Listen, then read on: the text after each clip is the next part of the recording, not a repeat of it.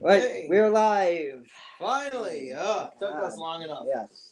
Our schedules keep being so inconsistent sometimes. Yeah. Not to mention, I had a funeral home today. Yeah.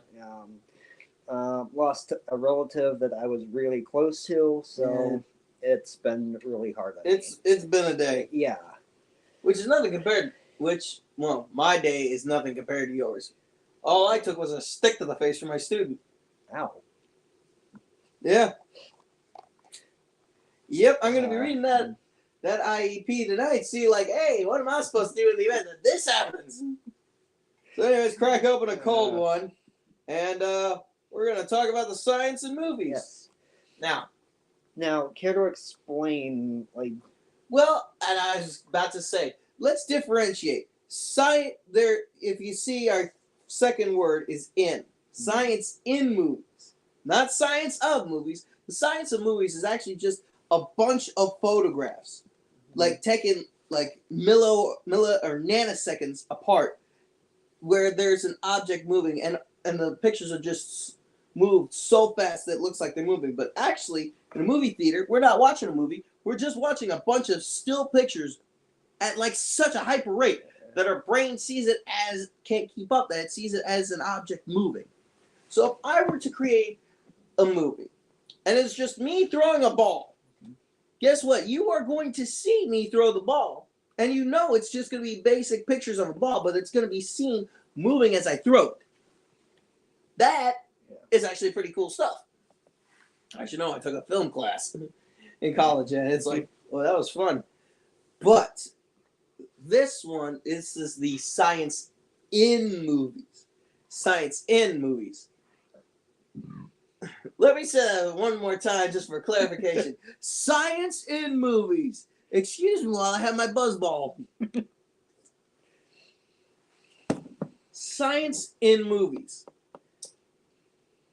If it is not basic enough for the human population to understand, there's going to be magical buzzwords that are put in. It's basically just not even scientific, just gobbledygook. For instance, I was telling him today, I don't know why people are obsessed with quantum this. I'm sure there is a quantum verse, but the quantum thing just seems like a bunch of gobbledygook and BS. It's like, well, we can't think of anything besides nanos. Well, let's go quantum. I'm like, what is wrong with you? That explains nothing. Do you guys just add quantum in front of everything? That's what I'm asking. Marvel seems to be doing this. It's like Ant-Man and Wasp, Quantumania, Black Panther, Quantumverse. Actually, no. Black Panther, Quantum Black. Captain America, Black 2. No. The buzz thing is starting to get me. Quantum, back to quantum. Like, we'll just put quantum, and we'll hope that people just don't get it. It's like, oh, I don't get it, but I don't get it in the sense that this is BS. But there are some people out in this world that actually think quantum is a thing and take it as fact, just because it's mentioned. Yeah. I don't see it that way. Because I see it as, listen, I enjoyed math and I enjoyed science when I was a kid. I still enjoy science. Lord knows I enjoy science still. That's why I engaged in the science of sound, also known as music. Which is basically just wherever your hand is, if you strike a note, the note vibrates at a frequency in your eardrum, so that it differentiates a note. Like, say you're tuning in a guitar. The high E string is going to sound, let me see, it's going to be 2 octaves between the top string, which is the thinnest, and the fattest string, which is the first at the bottom. There's a 2-octave difference. I know this because I went to school for this. They've got a whole school dedicated to the science of sound. It's called music school. But we're here dealing with the science in movies. Yes. I call it hogwash. If you can't explain it in layman's terms, it's hogwash. And I'm not talking like so simple that an idiot could get it. No, I'm talking like get it to the point where it's like at a high school level where we can grasp it. Where it's like, okay, I remember this, and this. Yeah. Because I'm actually going to take this moment to talk about Lightyear. Yeah, go ahead. Yeah. Tie it in with another movie. Did you see it? I did not. But was the plot twist that Zurg is actually Buzz from the future? Technically, yes. Alternate reality? Yeah. Well, I know the director did confirm that wasn't actually the real Zurg. But it's hard to explain. But what I want to talk about is when the movie came out on Blu-ray, I bought it, of course. And you are a film person and you Yes. enjoy it. yeah. And I listened to the audio commentary track. He does this. Yeah. Like, he literally sits down and he will listen to the audio commentary track. I will be honest, I have not listened to the audio commentary that goes with these movies. The only one that I can say of, and this was just like you could basically say a snippet. It was like 5-10 minutes. It was Thor: Love and Thunder, where Taika Waititi was goofing off with his daughter. Yeah. I actually thought that was one of the better commentary tracks. Definitely better than the Thor Ragnarok one. Yeah. Because it felt like he had like a lot more to say this time. But anyway, back to Lightyear. Angus MacLane says in his commentary track that the equations that you see Buzz use on his ship, those are real equations. Really? Yes. Like, did they have to ask astronauts at NASA for this stuff? For help with this? I believe so. And See, now that is good science. and Angus MacLane also said in the commentary that he went to his father, who is an accountant, to have him fact check this stuff. That is important. Yeah. Make sure, like, what you're putting out is actually real and is quantifiable. Yeah. Oh my God, there's that quanta. But it's true. It's like, if you want to put something in there in the movie, make sure that it's either so far into the field of bullshit that people can pick up on it, Yeah. or you make it so accurate that it's like, that's believable. Go on. One thing that Angus MacLane said in the commentary was that his father like had no idea what movie that he was working on at the time. Huh. Yeah. So I thought that was very interesting. That is actually pretty dang cool. Yeah. That you not only go to NASA for these equations, but you also go to your dad who's an accountant. Because that's the thing about accountants. They're experts with money and math. And they get paid the big bucks. I will be honest about that. That is like, man, that's pretty cool. That is like a job where it's like, yeah, you don't gotta worry. Yeah. Like, you get this job, you are set. Yeah. I have yet to listen to the commentary track on Wakanda Forever. Yeah, and I see you got that. You actually got the shell over there. Yeah. In cases. Yes. So, there seems to be now a new thing with what Brian was saying that, well, it's Red Bandit, right? Yeah, but either, Brian. it doesn't matter. We'll go with Brian. Brian is saying, which is that there's real life stuff that when it's brought in to make sure that it is sound mathematically and scientifically, it can be presented in a way that's like, hey, this is actually pretty cool. Yeah, and a lot of filmmakers will do this. Like, they'll go on research trips to get a lay of the land on what they're working on. Maybe find inspiration for some things. And I know Disney does this a lot with their movies. course. Of Yeah. course. And I think that's really cool. Yeah, that's actually very good Yeah. because it adds to the depth where it's like, hey, we have to make this science accurate in order for it to be presented in a manner that is not only sound academically, but is sound enough that if it's poked and prodded enough, it's gonna hold up. Because that's the thing with science and math. It's not so much of, hey, here's this equation. It's like, okay, so if I put different variables, different numbers into these variables, and I poke and prod enough, you're telling me that this is going to stick. This is going to stay the same. Yes, it's like this equation. Everybody, I'm sure, that watches this, or anyone that is watching will know, hey, a squared plus b squared equals c squared. Yeah. We learned that in school. Just like y equals mx plus b. Did you see the movie Soul? Yes, I did. Okay.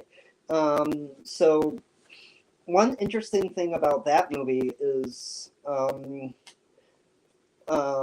like the music that they play at the beginning. Was that jazz? That was done by a real school band. That's really cool. Yeah. That is. Wait. Where the main character is teaching? Yeah. Oh my god. Who did they get for the little girl that was like going nuts on the saxophone? That was just playing. I don't remember. Because to get an actual school band, and it's very much like this.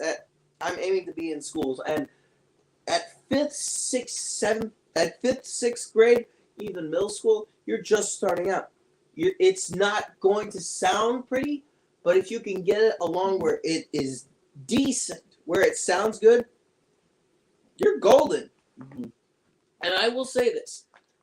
The fact that they got a school band helps a lot, because when I heard that band on the screen in the movie, it sounded like an actual school band, which was great. I was like, yes, this is like, when you're starting out like, it's technically right, but I wish I could go back and do it. And you got that one student in there, that's just like, it's very clear she's practiced, she has taken lessons, and it's so nice to see that. I don't know. I'm a sucker for anything music because I like seeing hard work and students start from the ground floor. And if you're in middle school, you start at the ground. Actually, you don't even start at the ground floor. You're starting at like middle floor, but it's the first time they're doing instruments. Usually, if you're doing music, you are learning it in elementary school. But it's usually like, she'll be coming around the mountain when she comes. She'll be coming around the mountain when she comes. She'll be coming around the mountain. She'll be coming around the mountain. She'll be coming around the mountain when she comes. Like folk songs like that. And then there's the point where it gets to the point where every music teacher fears the recorder. Oh. I may be a scientist of sound as a music teacher in training, but even I fear the recorder in the hands of a child. Because guess what it's going to sound like? I swear to God, if they put that in a movie, if they make that actually into a movie, I will have PTSD. I can assure you of that. Oh my God. But the fact that they got a school band, that is cool. That is really cool. Oh my goodness. It's only been 14 minutes. We gotta talk about some more stuff. Come on. Okay, what else? Oh, why don't we talk about the sound effects people put in? Yes. Because the sound effects department, if they weren't there, the movies wouldn't be as good as they are. So you know how when a person breaks like a bone or something like that, and you hear like a... Guess what that actually is? Because I've seen videos where people in the sound department for movies where they get stuff and they make it so it's a sound effect. So when a person supposedly breaks their bone, guess what the sound actually is? It's celery being snapped and twisted. And it's like this. It's basically sounds in these movies. Oh my God, this is sounds, and we're talking about science. I mean, it technically kind of is. Yeah. Because it's almost like a science when you think of it. Because it has to be done in such a formulaic way that it fits in with the picture.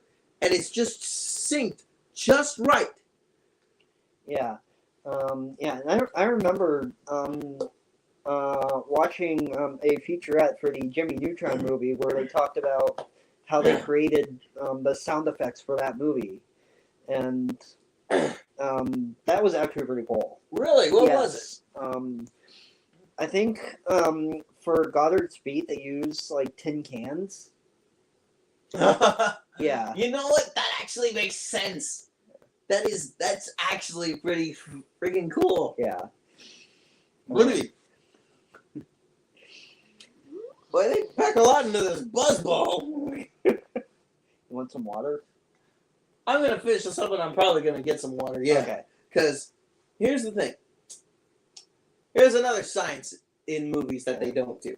This is something that I actually learned. When it comes to like alcohol of any sort in the movie, like a whiskey sort of thing, I know this because I watched a video where a guy that works in the props department, he says that when people are seen drinking on screen, they're not actually drinking because they got to be copacetic. Oh. See, for me, this is an actual drink, and I'm acting very much loopy. I'm not drunk, but I am loopy enough where I'm like, I should not be behind the wheel. What they do is they make diluted and colored apple juice. Oh, really? Yeah, they make apple juice for whiskey. They dye it like a brownish amber color, and they have it so if it's like a scene, picture a scene, a smoking room. You know, you got your cigarettes and you got your whiskey. And it's like, okay, so how are we gonna make this where we take out Company B with our superior products for Company A and an app, and it's apple juice. That's all it is. It's apple juice. So then I'm guessing it's like up to the actor to like act drunk. Yes, Okay. it is completely up to the actor. They have to have had enough experience where they're drunk that they can portray it convincingly. Of course, with some of these guys, if you're in like now in mob movies, you're okay, Pop. Yeah. If you're in a mob movie, you are going to have all the scritches and scratches because you're a good girl and you run the show. In a mob movie, you have to have like these guys are supposed to be hardened, like they're used to drinking alcohol. So it's something like, all right, so here's what we're gonna do to take down the Pagliani family. They have to make it convincingly, like they'll sip on it, and then boom. Like they got to keep going about like they got their wits about them. Whereas me, I don't have my wits fully about me. The way I'm talking, the way I'm rambling, my wits are definitely not fully about me. You can clearly see that. You can very much see that. My God, do me a favor. Do not have one of these. Do not have one of these, okay? The science in this film, this video right now, tells me that I need to slow the hell down. Yeah. But you have to be copacetic. Hence why the apple juice. But you have to pretend you're one of these hardened criminals that's so used to drinking this whiskey that you'll nip on it. And even one of the things that they did, I recently finished, and I know I'm going off on a tangent here, but this ties in. I recently finished watching Only Murders in the Building Season 1. Great show. It is a phenomenal show. It is funny. The finale is absolutely funny. It's hysterical. When you find out who the person is, you know what? I might as well say who it is, because people have seen it at this point. It's the bassoonist. The bassoonist kills the guy that was dealing with gems. And Steve Martin plays a guy who, on screen, he has to drink whiskey, for Brazos. So what he did to fake that he was drinking was he would take stage sips. Huh. Which is basically, you put your lips up to it, but you don't drink it. I accidentally drank it. But it's this appear like you're drinking, but you're not. Even the elevator wanted that story to end.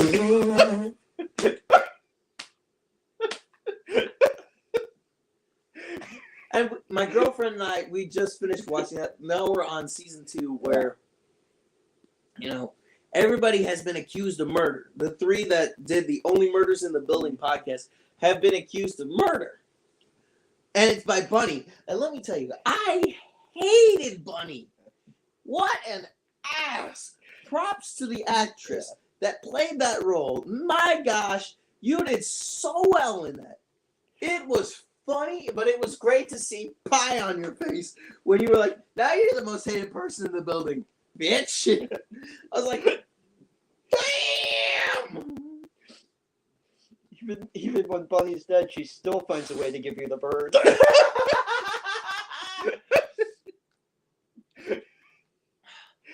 Oh. Now, we need to get back to science and movies. Yes. We should do a whole discussion on Only Murders in the Building. Now. Oh my God, we should absolutely do that. Martin Short was freaking great. Yeah.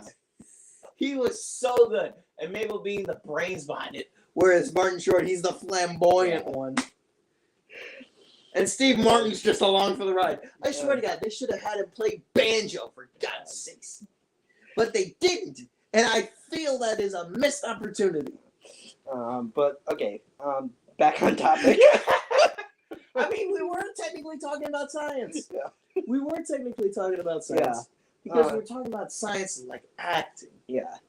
And so, the nice thing is with this title, it's broad enough of an umbrella. We can talk about numerous different topics, which fills out our time. Yes. I'm getting warm. Okay. Oh. That's what happens with alcohol. Pushes blood up to the surface. Okay, so I actually want to go into another Pixar movie. Yeah. Keep going. Finding Nemo. Oh. Yeah. Classic Yes. 2000s movie. Do you know The Muffin Man? no what they did to animate the sand? No, what did they do? It's actually an upside down ocean. Excuse me, you're gonna have to elaborate on this. Yeah, so basically what they did was they took an ocean render from the movie and they flipped it upside down. What? Yeah. Holy shit. Yeah. What? That is nuts. Yeah, because the hardest thing to animate in this movie was the water. Oh, I could 100% believe that. Yeah. 100%. Yeah. Also, remember the scene where Nemo gets caught in the net with all those other fish? Yeah, was that hard to render? I think it might have been, but that's not really the point I'm going with. Okay. What are you going for? That is something that actually happened. Wait, what? Yes. There was a fishing boat I believe it was in Germany, where the boat ended up capsizing because all the fish started swimming down to get free. Oh my. Yeah. Oh, that moment where they're like, keep swimming down. Yeah. Keep swimming down. Okay, now I know what you're talking about. And Andrew Stanton got that idea from, I believe it was from a newspaper article that he read. That is actually pretty Yeah. cool. Yeah. That is legitimately pretty cool. So, And did you know that the Finding Nemo movie helped create a Finding Nemo video game? yes. I have it. You still have it. I still have it. It is I for think I got Xbox. that for you. Yeah, I still have it. I got it from Xbox. It was one of the first Yeah. games I beat. in my life. Yeah, I had it for PS2, which It was so much fun. It was so much fun. I know Like- yeah.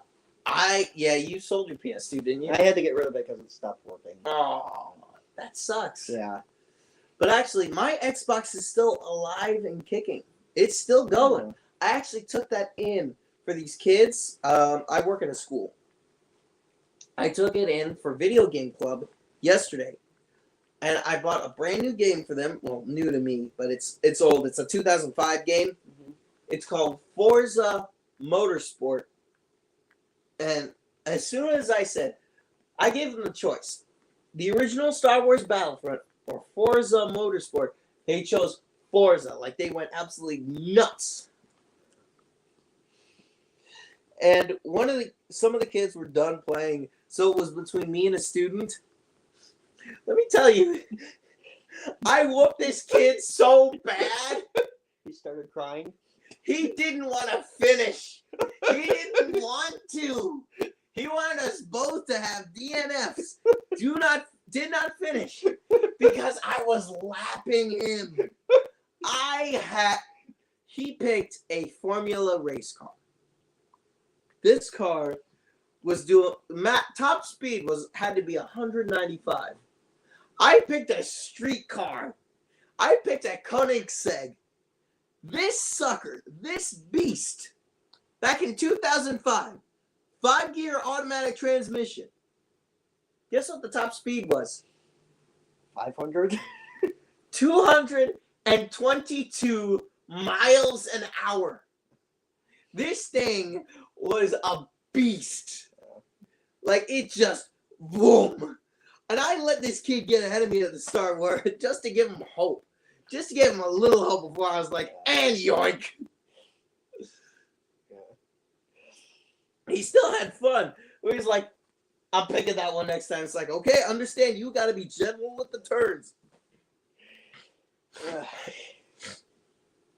All right, science and movies. We are off topic into video games now.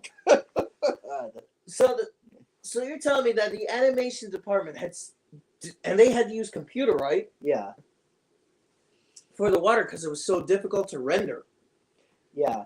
And the thing with Finding Nemo is, for a movie that was released in 2003, it looks incredible. It still looks good today. It still looks really, really good. Yeah. I mean, Finding Dory does look a little bit, if not a tad better. But that should already tell you what the technology was back in 2003. Like, 2003, Finding Nemo was like, whoa, that's freaking cool. Yeah. Now, the technology has taken, like, baby steps along the way to the point where, what was it? When did Finding Dory come out? 2016? Yeah. Where 13 years later, this thing looks like, so it's a tad bit better, but it looks like the same. Ugh. Holy crow, I think we're running out of stuff to talk about. Science and movies. We're running out of stuff to talk. The science in question of how the heck are we running out of stuff to talk about? You know what can solve this? I'll tell you what will solve this. Okay. Getting me pictures of Spider-Man! Getting me pictures of Spider-Man! Oh, God. That was a fun video, though. Yes. That was a fun video, the last one. Where we were talking about it. J. Jonah Jameson was right. Honestly, this might be one of our more fun videos where we're just chit-chatting and talking. Now, I will say this. I think the science has actually gotten better for movies. Because you got a poster of How to Train Your Dragon 3. Yeah. And let me tell you, that looks good. That looks like really, really, really good. They're doing a live-action one. I heard they did a continuation series. I am not happy about it. You want to know why I'm not happy about it? Because you got rid of all the Vikings. Hiccup, Astrid, Rough Nut, Tough Nut, Fish Legs, fucking Snotloud. All gone. Well, I didn't like it because it didn't really live up to its title. Really? Yes. the show is called How to Train Your Dragon: The Nine Realms. Okay, so 9 Realms, Yeah. something Viking related. Season 1 alone only showed the hidden world, and that's it. Okay, 9 Realms means Asgard, Muspelheim, Niflheim, friggin' Midgard. That's 4. That's 4 of the 9 realms. Vanaheim, that makes 5. Helheim, there's 6. 6. You telling me you can't talk about the other 9 realms? What the? Okay, that irritates me to no Yeah. end right there. Yes. Because you're talking about the 9 realms. You're talking about Asgard mythology, which is Viking mythology, which means I should see Hiccup, I should see Astrid, I should see Snotlout, I should see Rough Nut and Tough Nut, and I should see Fish legs. Like the other show that they had, Rescue Riders, that was enjoyable. It was entertaining. I really liked it. Even some of the other ones that you could find on Netflix, the How to Yeah. Train Your Dragon series, those are fun because it Okay. stuck to the source material, but made it feel like it was just a chapter in a story leading up to movie 2, and it felt Yeah. good. Yeah. Like I genuinely did not see, Hiccup grow.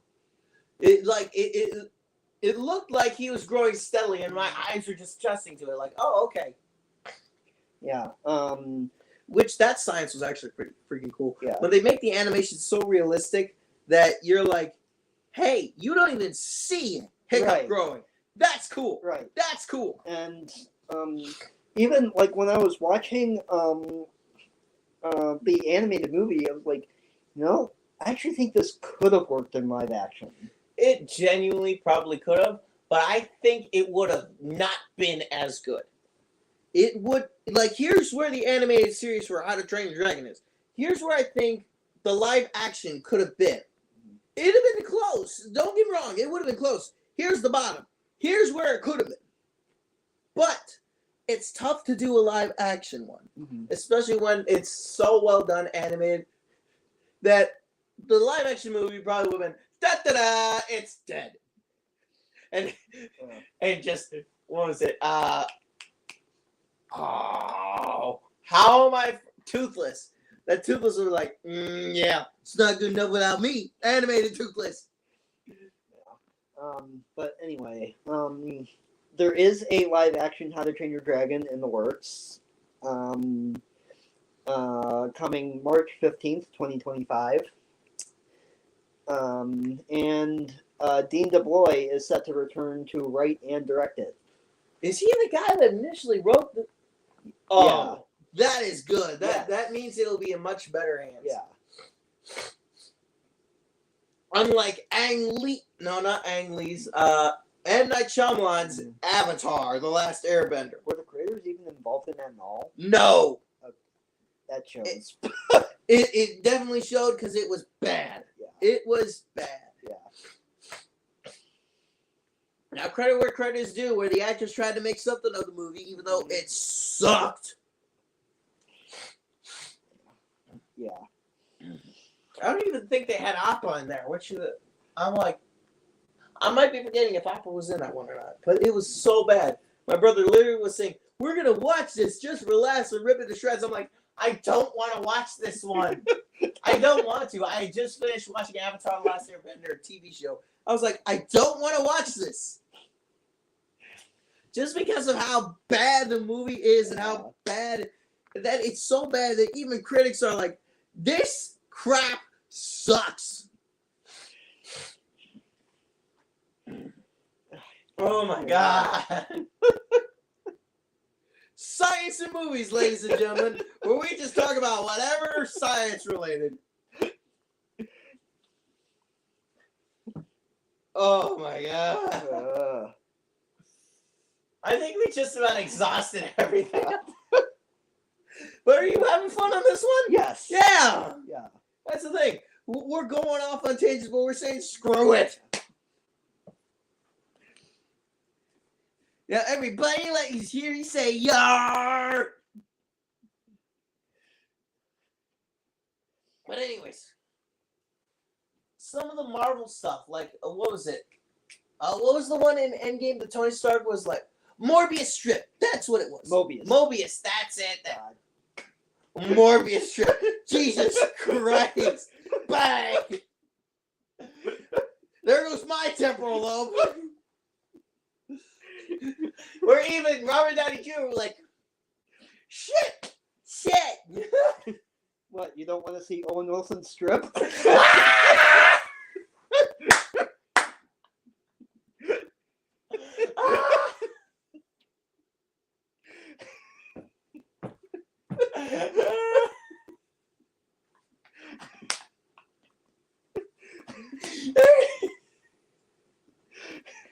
No. Oh wow. Wow. I don't know, ladies and gentlemen. I think we're good. Science and movies. It can kind of be bullshit at times. Oh god. Oh god. Okay, so what should we talk about next time? Okay, so this weekend I am going to see Quantumania. Okay. I will be doing a science thing called running in Karantovania in like 45, 32 degree weather, so I'm going to be cold as hell. You want to do a retrospective on the Ant-Man movies? Sure. What retrospect? You mean like looking back on sort of thing? Yes. Okay. Because I am buzzed from my buzzball. So words is hard. Words be tricky. Words am hard here.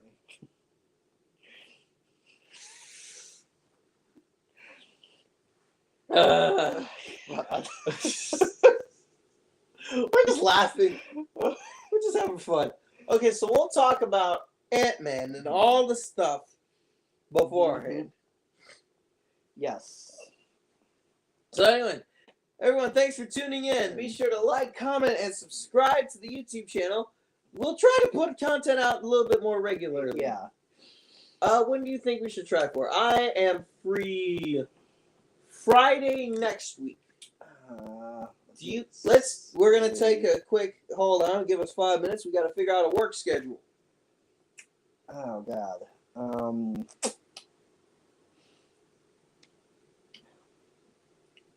I could do it Wednesday after 4:30 or Thursday after 5.